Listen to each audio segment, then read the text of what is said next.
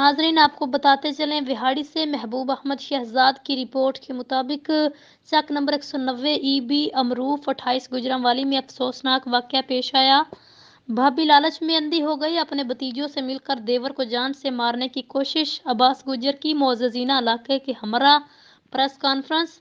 तफसीलात के मुताबिक 190 EB के रिहायशी आसिया बेवा अकरम गुज्जर अपने भतीजों अब्दुल रऊफ गुज्जर, अब्दुल खालक गुज्जर, अजहर इकबाल गुज्जर, अली रजा गुज्जर के हमरा अपने देवर अब्बास को जान से मारने की कोशिश।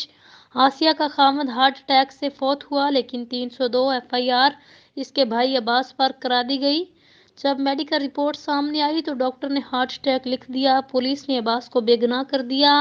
अब आसिया लालच में इन्हीं अंधी हो गई है। जमीन हथियाने के चक्कर में अब्बास गुज्जर और इसके बेटे को जान से मारना चाहती है।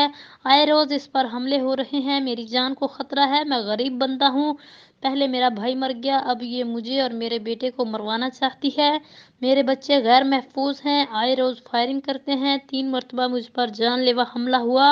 अब्बास गुज्जर की मोअज़्ज़ज़ीने इलाका के साथ press conference. DPO Vehari, IG Punjab Usman Anwar और वज़ीर आज़म पाकिस्तान शहबाज शरीफ से इंसाफ की अपील कर दी।